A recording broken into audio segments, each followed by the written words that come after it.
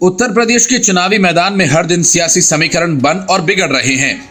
BJP विकास और हिंदुत्व के एजेंडे को आगे बढ़ा रही है तो विपक्ष की कोशिश सरकार की कमजोरियों को उजागर करने और उसे सामने रखने की है। प्रियंका वाड्रा महिलाओं को साध कर सत्ता पाना चाहती हैं तो अखिलेश यादव मुस्लिम यादव गठजोड़ के साथ किसान आंदोलन का तड़का लगाना चाहते हैं। वाराणसी में प्रधानमंत्री मोदी के मेगा शो से बीजेपी ने बढ़त बनाई तो लखीमपुर खीरी हिंसा मामले पर आई एसआईटी की रिपोर्ट के आधार पर विपक्ष ने पार्टी को घेर लिया।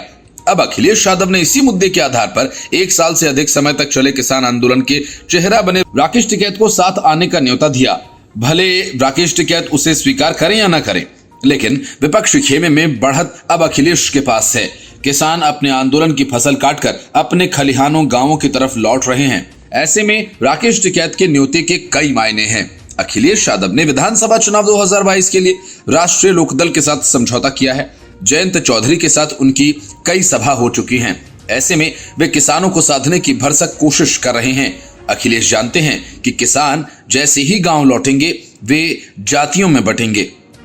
ऐसे में अगर उनके मन में ये रहा कि घर वापसी के समय उनके नेता को समाजवादी पार्टी ने अपने साथ आने को कहा है तो इसका असर गांव में दिख सकता है। अखिलेश यादव ने कहा कि राकेश टिकैत अगर हमारे साथ चुनाव लड़ेंगे तो मैं उनका स्वागत करता हूं। वे किसानों के बड़े नेता हैं, उनका आंदोलन भी राजनीति से दूर रहा है। ऐसे में फैसला उनका है। अगर वे चुनाव लड़ने की इच्छा रखते हैं तो उनका स्वागत है। दिल्ली बॉर्डर से भले ही किसानों के टेंट उखड़ गए हों, लेकिन किसान आंदोलन की आग को समाजवादी पार्टी ठंडा नहीं होने देने की कोशिश में है। इसलिए लखीमपुर खीरी हिंसा को किसानों से जोड़ते हुए इस मामले पर किसान नेता को साधने का प्रयास किया जा रहा है। उन्होंने माना कि प्रदेश में किसानों का मुद्दा काफी बड़ा है। ऐसे में अखिलेश ने राकेश टिकैत के जरिए किसानों की भावनाओं को साधने का प्रयास किया। भले ही राकेश टिकैत केंद्र सरकार से किसी प्रकार की कड़वाहट की बात न करें, लेकिन साल भर से अधिक समय तक चले किसान आंदोलन का असर तो है ही। अखिलेश यादव का प्रयास समाजवादी पार्टी के वोट बैंक में इजाफे का है, लेकिन समाजवादी पार्टी के पक्ष में 2 बड़ी वोट बैंक की गोलबंदी का रिएक्शन भी जोरदार होता है। वह वोट प्रतिशत में साफ दिखता है। भले ही 2012 के विधानसभा चुनाव में समाजवादी पार्टी को पूर्ण बहुमत मिला और 224 सीटों पर जीत मिली, लेकिन सपा को तब वोट मिले थे 29.15%। उस चुनाव में बसपा को 25.91% वोट मिले थे, 126 सीटें मिली थी।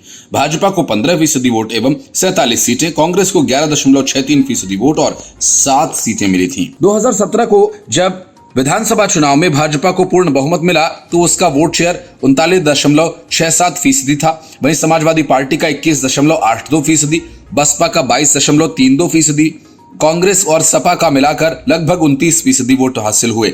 वर्ष 2019 के लोकसभा चुनाव में भाजपा को 49.98% वोट, सपा एवं बसपा गठबंधन को 37.55% वोट, अकेले समाजवादी पार्टी को प्रदेश में जीत के लिए करीब करीब 40% वोट शेयर के जादुई आंकड़े को छूना होगा। इसके लिए अखिलेश रणनीति तैयार कर रहे हैं और भाजपा 2 ध्रुवीय चुनाव की तरफ एक बार फिर प्रदेश की राजनीति को ले जाने की कोशिश में है।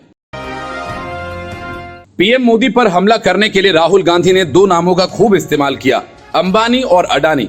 राहुल गांधी के हिसाब से पीएम मोदी ने इन दोनों उद्योगपतियों के हवाले देश के सारे संसाधन कर दिए हैं। मामला कृषि कानूनों का हो या फिर कोई और, राहुल उसे घसीटकर अंबानी और अडानी तक पहुंचा ही देते हैं।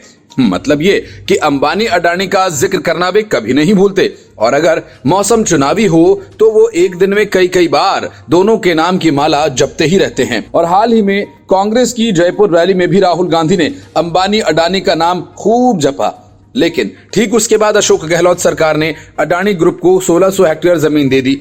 गहलोत कैबिनेट की बैठक में जमीन आवंटन को हरी झंडी देने के बाद सियासी हलकों में चर्चा का दौर शुरू हो गया। अडानी ग्रुप और राजस्थान सरकार ने सोलर पार्क के लिए जॉइंट वेंचर कंपनी बना रखी है। उसी कंपनी को जमीन आवंटन की मंजूरी है।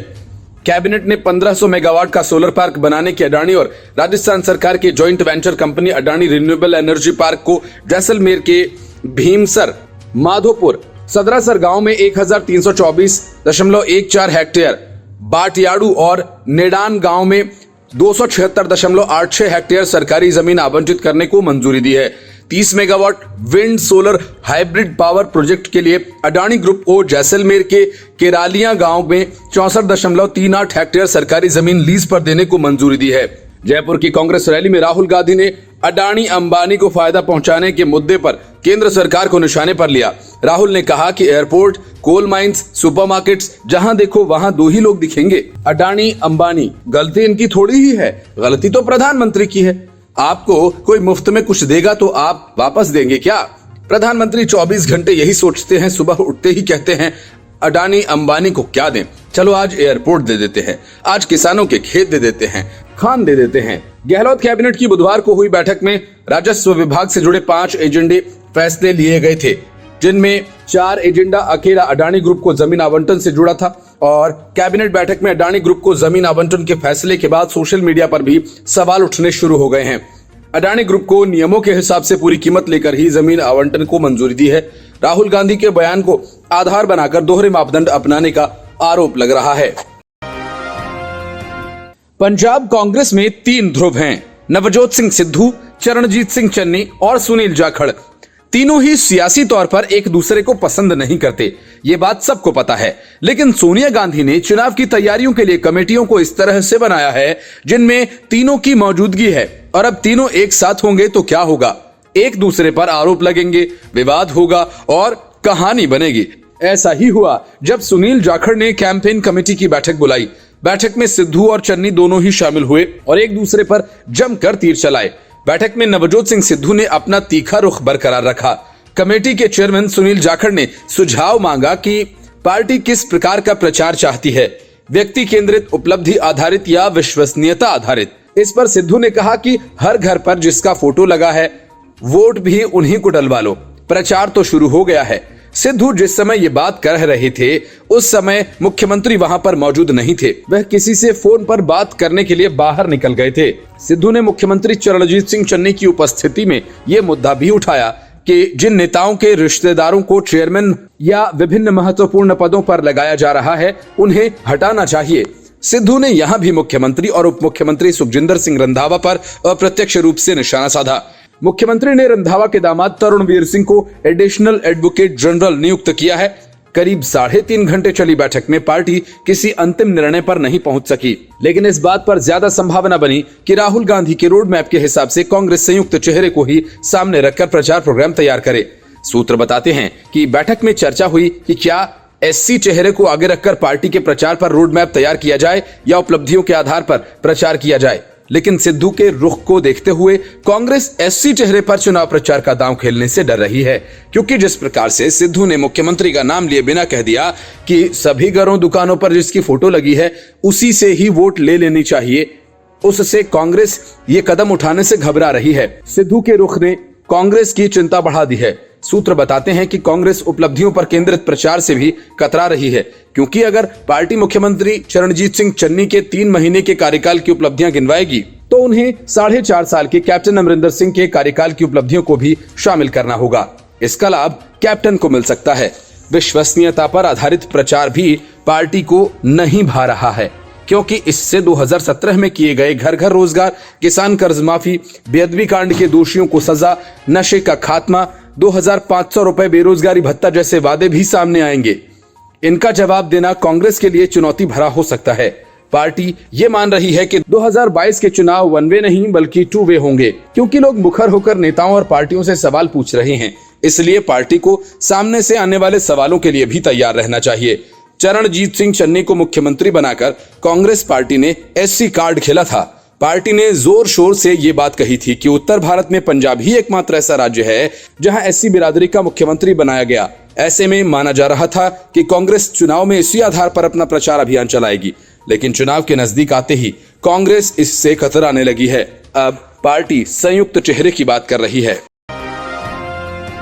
100 करोड़ की वसूली मामले और ट्रांसफर पोस्टिंग घोटाले में फंसे अनिल देशमुख को उद्धव ठाकरे की सरकार हर हाल में बचाना चाहती है। इसके लिए तमाम तरह की कोशिशें भी की जा रही हैं, लेकिन हर बार उद्धव सरकार को मुंह की खानी पड़ती है। अनिल देशमुख के खिलाफ लगे भ्रष्टाचार के आरोपों की जांच को लेकर बॉम्बे हाईकोर्ट से राज्य सरकार को तगड़ा झटका लगा है। हाईकोर्ट ने राज्य सरकार की उस याचिका को खारिज कर दिया जिसमें देशमुख के खिलाफ एक SIT गठित करके अदालत की निगरानी में जांच की मांग की गई थी। इस मामले की जांच CBI कर रही है। राज्य सरकार ने CBI सीबीआई जांच का विरोध करते हुए हाईकोर्ट में चुनौती दी थी। राज्य सरकार ने दावा किया था कि सीबीआई के निदेशक सुबोध कुमार जायसवाल हैं, जो राज्य के पूर्व डीजीपी हैं और पुलिस अधिकारियों के ट्रांसफर और पोस्टिंग की देखरेख करने वाले पुलिस स्थापना बोर्ड का हिस्सा भी रहे हैं। इसीलिए उनके नेतृत्व में सीबीआई की जांच निष्पक्ष नहीं हो सकती। न्यायमूर्ति एनजे जामदार और न्यायमूर्ति सारंग कोतवाल की खंडपीठ ने अपने आदेश में राज्य की दलीलों को खारिज कर दिया। हाईकोर्ट ने कहा कि न्यायिक आदेशों और रिकॉर्ड को देखते हुए याचिकाकर्ता किसी भी राहत का हकदार नहीं है। याचिकाकर्ता की इस दलील में कोई दम नहीं है कि सीबीआई को मामले में जांच करने का अधिकार नहीं है। सीबीआई ने हाईकोर्ट के निर्देश पर प्रारंभिक जांच करके देशमुख और अज्ञात अन्य के खिलाफ एफआईआर दर्ज किया था। इसमें पुलिस अधिकारियों के तबादलों और पोस्टिंग के संबंध में राज्य सरकार ने हाईकोर्ट में चुनौती दी थी, लेकिन उसे राहत नहीं मिली थी। इसके बाद सीबीआई ने राज्य के मुख्य सचिव सीताराम कुंटे और डीजीपी संजय पांडे को समन जारी किया था। इसी समन को राज्य सरकार ने फिर से हाईकोर्ट में चुनौती दी थी और सीबीआई की जांच पर सवाल उठाए थे। Bureau report, news of India.